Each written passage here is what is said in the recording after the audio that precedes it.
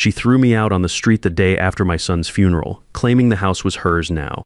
At the will reading, she laughed and said, "Hope you enjoy being homeless, old man." Then the lawyer opened that sealed envelope. If you're watching this, hit that subscribe button and let me know where you're from in the comments. Now, buckle up if you enjoy stories about karma catching up with people who think they're smarter than everyone else. My name is Richard Henderson. I'm 68 years old, and let me tell you how my daughter-in-law tried to throw away a Navy veteran like yesterday's garbage. Sometimes the best revenge is just letting people show you exactly who they really are. The call came at 3:17 a.m. on a Tuesday. Tim's voice was strained, desperate. "Dad, something's wrong with my chest. I can't breathe." The line went dead.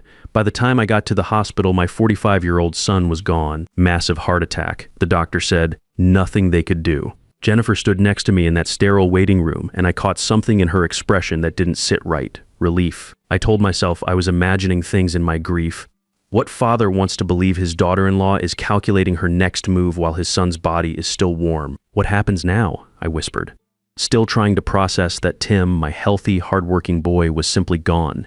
Jennifer straightened her shoulders. "Now we deal with reality, Rick. Tim's gone, and I have decisions to make that hit me like a slap. We'd never been close, Jen and I, but Tim had always been the bridge between us. Now that bridge was gone, and I was starting to understand just how deep that gap really was. Of course, we'll get through this together," I said, reaching for her hand. She pulled away. "We'll see about that." I should have recognized the warning in those words. Instead, I figured it was shock. People grieve differently, right? Some get emotional, others shut down. Jen was clearly the type to shut down. The funeral arrangements took 3 days. I offered to help pay for everything. Tim had been my only child after all, but Jennifer insisted on handling it herself. "I'm his wife," she kept saying. "I know what he would have wanted. Fair enough." I focused on writing his eulogy and calling relatives, trying to hold myself together. At 68, I'd buried my parents and my wife Carol 4 years ago. But losing a child feels like a special kind of hell that no military training prepares you for. The night before the funeral, sitting in what had been Tim's childhood bedroom, I noticed something strange. All the photos on the dresser showed Tim graduating college, Tim and Jen's wedding, Tim with his nephew at Christmas, but not one recent photo of Tim and me. Jen had systematically removed them. When had that happened? A knock interrupted my thoughts. Jen stood in the doorway, no longer bothering to hide that calculating look. "We need to talk, Rick." The funeral was beautiful, I'll give her that. The flowers were elegant. The music was Tim's favorite hymns, and the reception was perfectly organized. What wasn't beautiful was watching my daughter-in-law play the grieving widow while making comments about moving forward in new chapters. I was accepting condolences when I overheard Jen talking to her sister behind the flower arrangements. "The life insurance alone covers the mortgage for 2 years," she was saying quietly. "And without the extra expenses." "Extra expenses?" her sister asked. "What about Rick?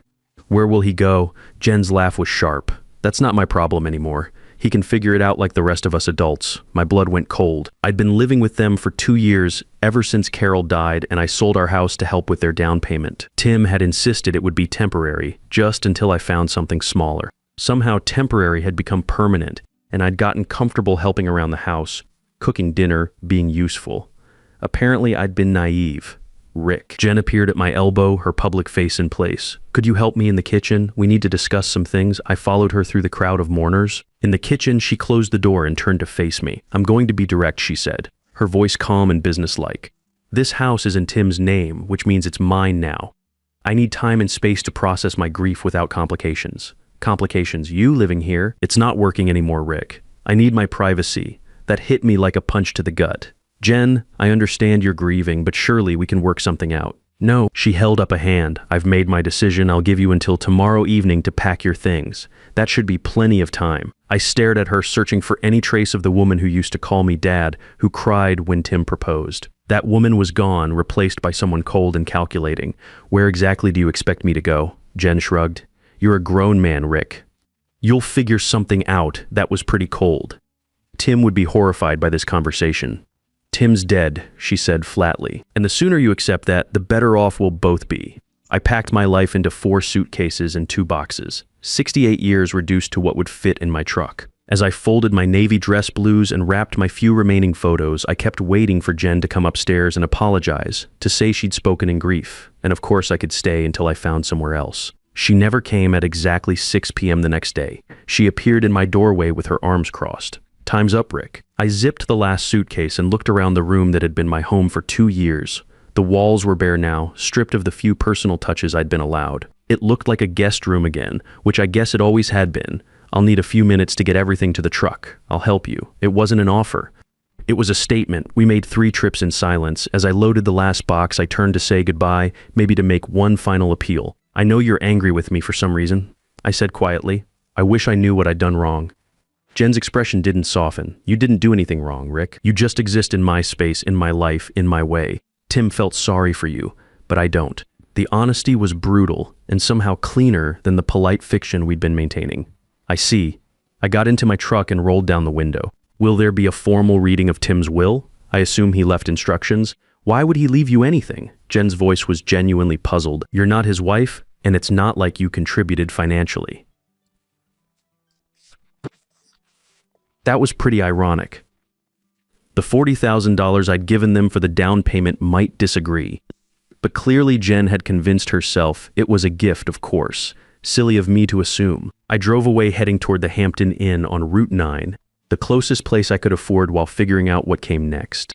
In my rearview mirror, I watched Jen stand in the driveway until my truck disappeared around the corner. At the hotel, I checked in for a week and carried my suitcases to a generic room that smelled like cleaning products and broken dreams. I sat on the polyester bedspread and stared at myself in the mirror. Who was this man looking back at me? A Navy veteran, a widower, now childless and homeless, apparently worthless in the eyes of the only family he had left. But as I sat there, something started building up inside me.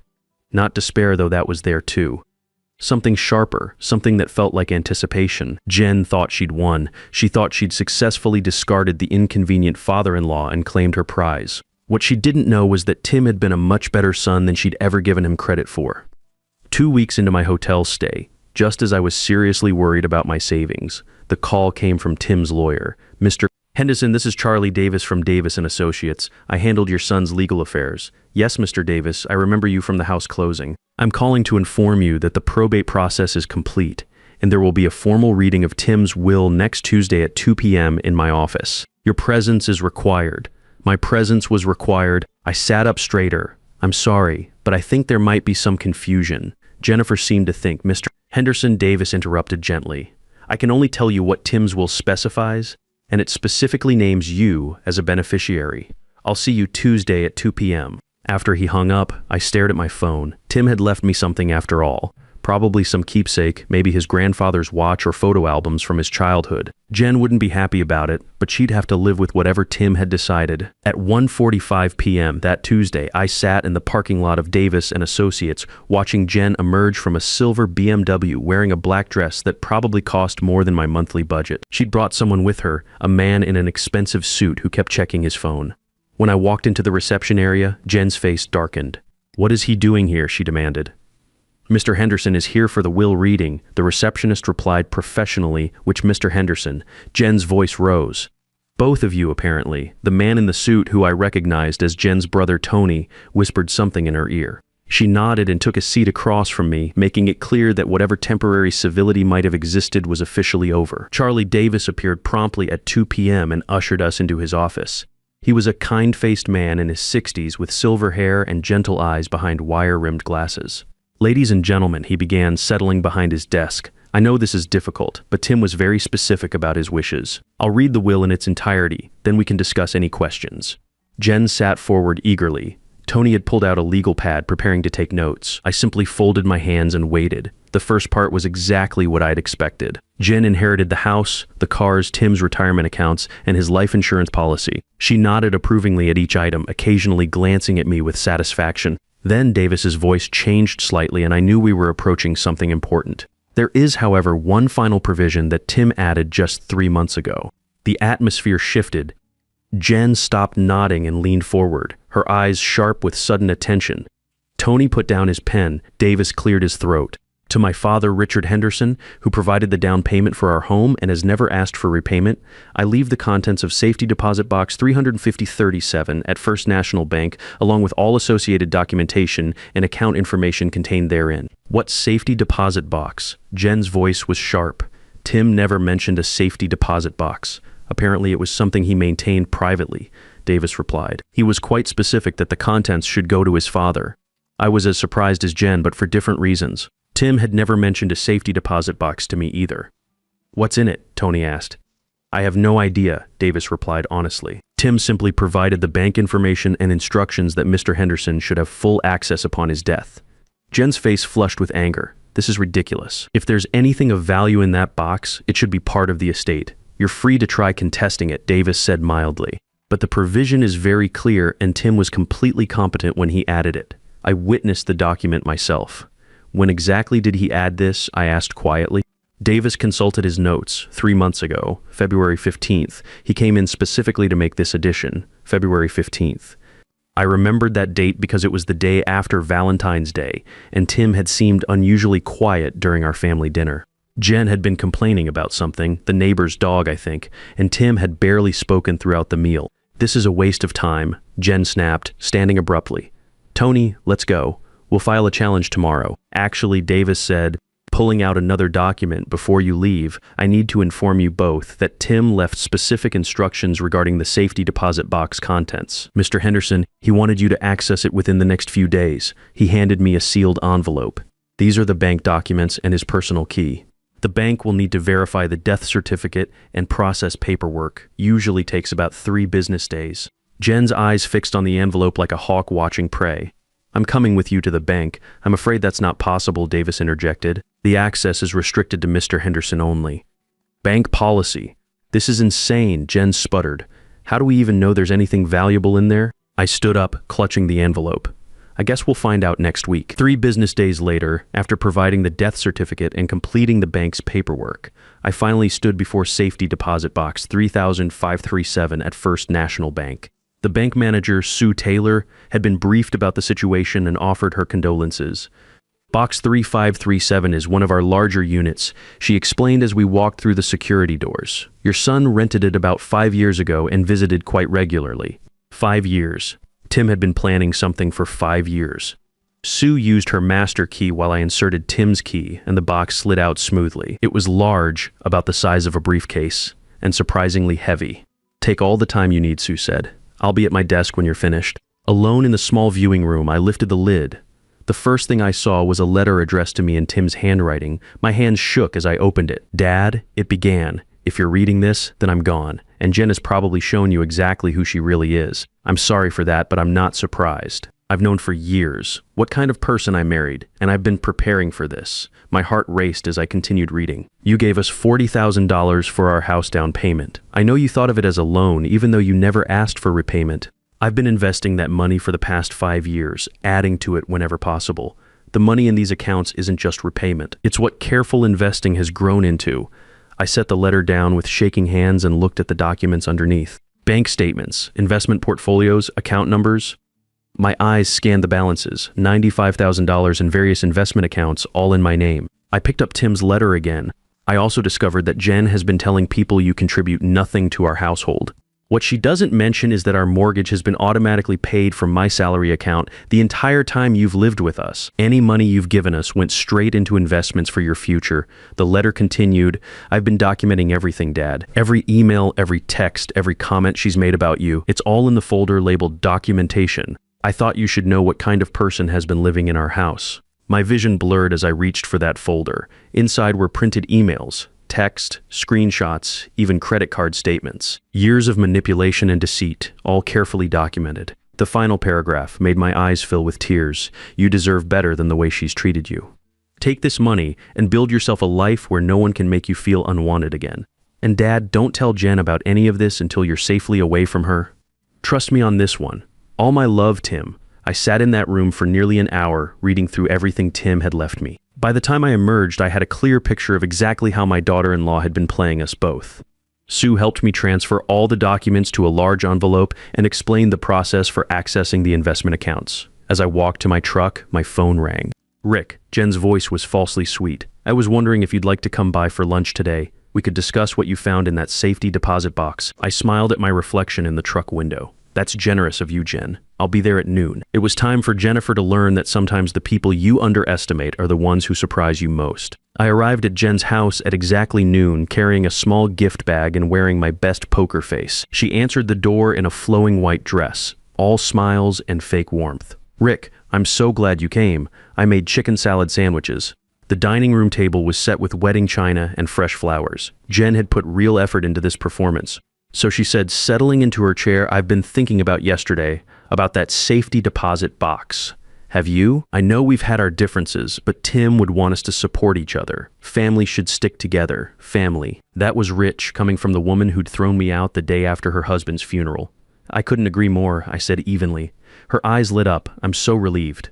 I was worried you might be angry about having to find your own place so quickly. Of course. Grief affects everyone differently. Exactly.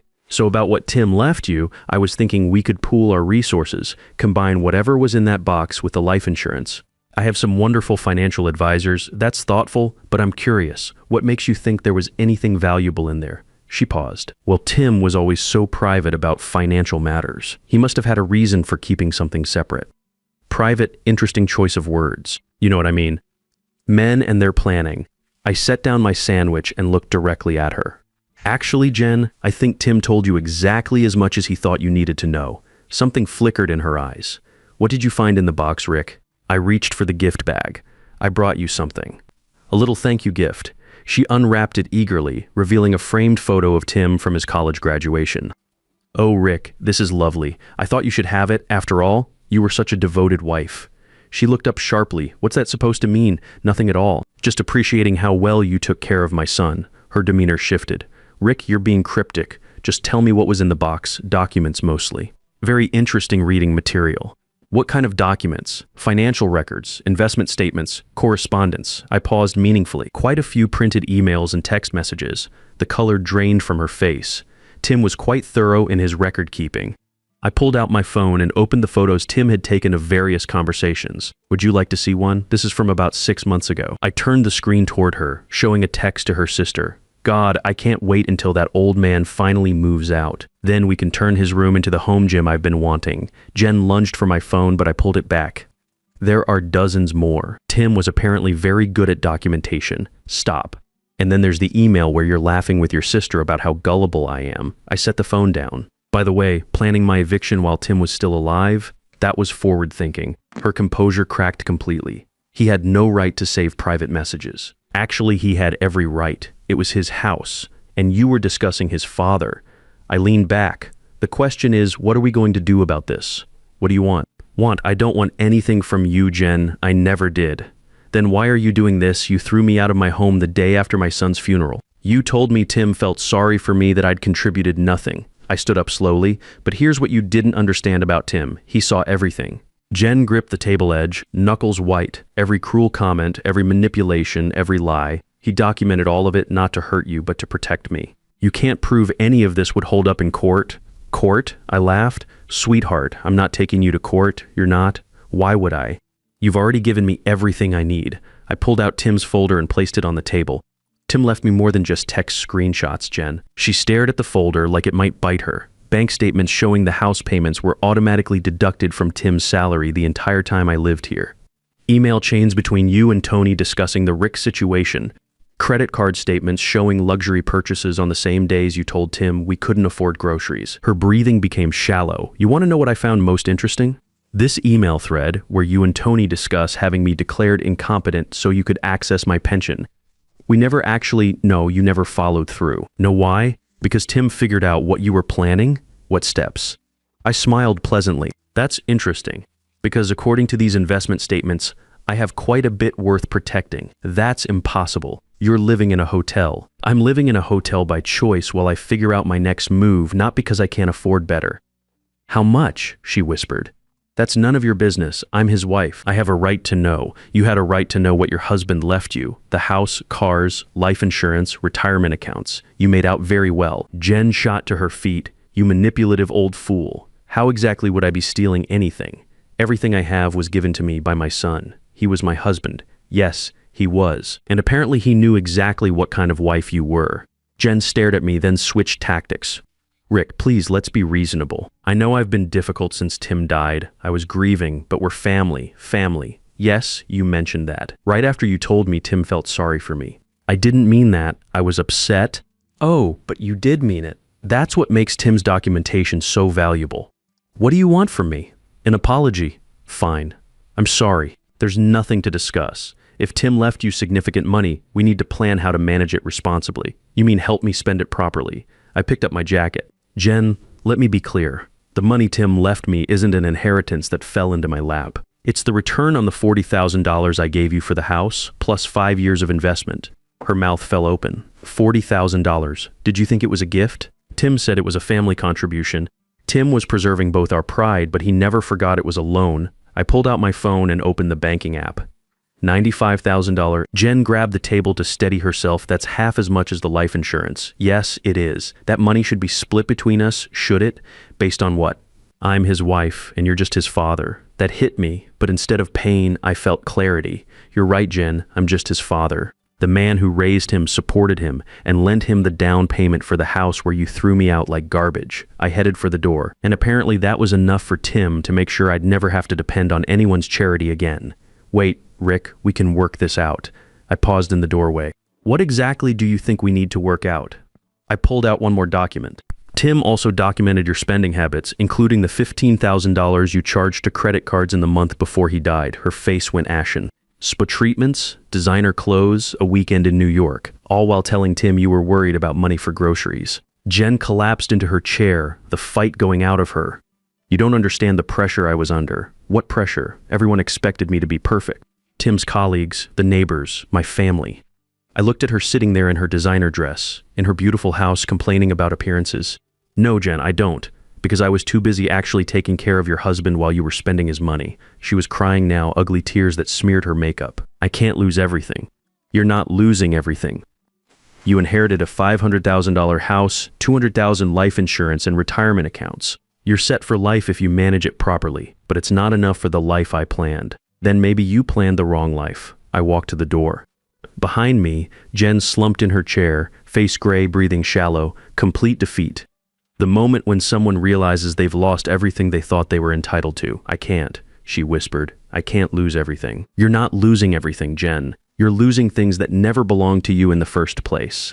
I left her there in her expensive dining room and walked out into the sunshine of my new beginning. Sometimes the best revenge isn't revenge at all. Sometimes it's justice served exactly when it's needed most. And sometimes, if you're very lucky, it comes with a hefty bank balance and the knowledge that the child you raised turned out to be exactly the man you hoped he'd become. Tim had taken care of me after all, just like he'd promised he always would. Even from beyond the grave, my son had kept his word. And that more than any amount of money was the greatest gift he could have given me. Thanks for watching. Don't forget to subscribe and share your story in the comments below. You know what I learned. Document everything, trust your instincts, and never underestimate an old soldier who's been through real battles, because we know the difference between people worth fighting for and people who aren't worth the ammunition.